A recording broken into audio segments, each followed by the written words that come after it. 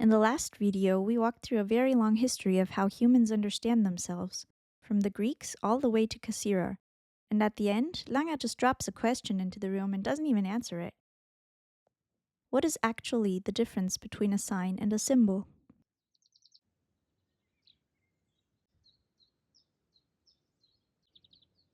After the seminar, I had to sit with that for a moment. I mean, I use those words interchangeably. Apparently, that's wrong. Langa draws a pretty hard line here. A sign points to something else. It triggers a response. A red traffic light is a sign.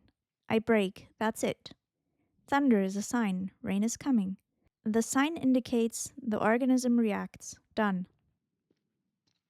A symbol is different. A symbol doesn't just point somewhere else. It carries meaning within itself. It invites you to think, not to react. I'll try it differently. If I say the word home, that's not a sign that sends you anywhere. You pause, you feel something, probably something different from what I feel. That's a symbol. Now it gets interesting because Langa says language is also a symbol system. But she calls it discursive symbol system. Discursive means one thing after another, linear, sequential. I can't say the sentence to you all at once. It has to go from one beginning to an end. Discursive symbols are translatable. I can say this in German, the content stays.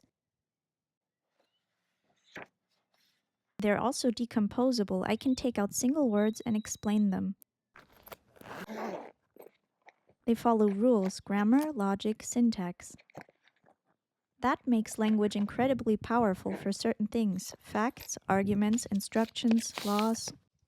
But, and this is Langa's point, there are things language simply cannot reach, not because we're not smart enough, but because the structure of language isn't built for it.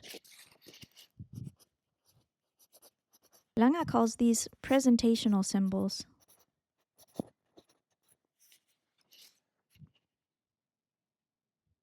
Presentational means everything at once. A painting, for example.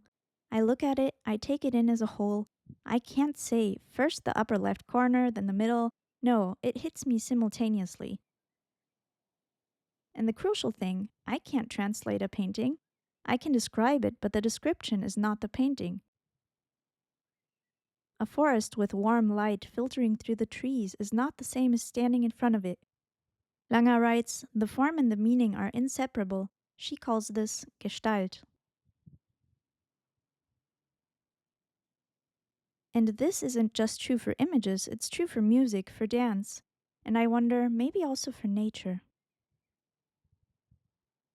When I'm standing here and I see the light through the trees, that's not an information package. That's not a sign telling me, nice here, go in. It hits me as a whole. Maybe that's what Langa means. Maybe I've always felt this, I just never had a word for it.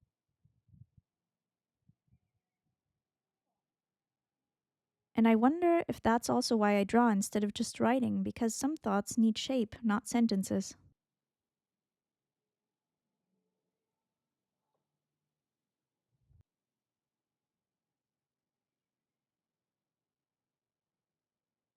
But here's where I get stuck. Langa draws this line like it's clean. Discursive on one side, presentational on the other.